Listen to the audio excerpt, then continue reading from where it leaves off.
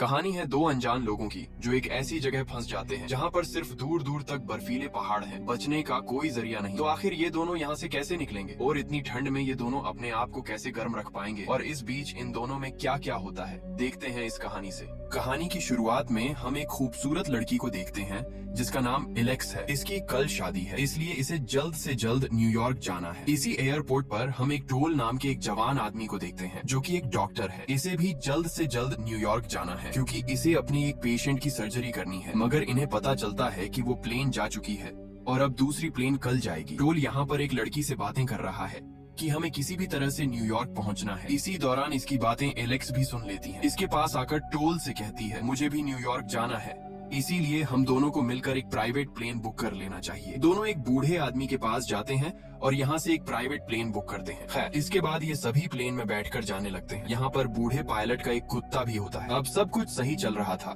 कि तभी अचानक से पायलट की तबीयत बिगड़ने लगती है। ये देख टोल इसकी मदद करने इसके पास आता है, लेकिन अब काफी देर हो चुकी थी, जिसके चलते इनका प्लेन एक ऊंची चोटी से टकराता है जिससे प्लेन क्रैश हो जाता है। इस क्रैश में पायलट मारा जाता है, बाकी टोल, एलेक्स और वो कुत्ता बच जाते हैं, लेकिन ये भी काफी जख्मी हो गए थे। इसके बाद टोल प्लेन से बाहर आता है तो देखता है कि हम कहाँ फंस गए। टोल जोर जोर से आवाज लगाता है, लेकिन यहाँ पर दूर दूर तक कोई भी नहीं था। चारों तरफ सिर्फ बर्फ के पहाड़ थे। इसके बाद टोल पायलट को बाहर निकालकर बर्फ में दफना देता है। यहाँ पर एलेक्स को देखते हैं जो कि अभी बेहोशी की हालत में थी। टोल इसके जख्मों पर पट्टी करता है। यहाँ पर ठंड काफी ज्यादा थी, इसलिए यहीं पर आग जलाकर कुछ देर आराम करते हैं। अब इसके अगले दिन टोल यहाँ से प्लेन को गुजरता हुआ देखता है और जल्दी से फ्लेयर गन को चलाता है ताकि इनको सिग्नल मिल सके, लेकिन प्लेन काफी ज्यादा ऊंचा था और वो अपने रास्ते सीधा ही निकल जाता है। एलेक्स काफी परेशान थी क्योंकि कल इसकी शादी थी और अब जाने वहाँ क्या हो रहा होगा। इन दोनों ने किसी को ये भी नहीं बताया था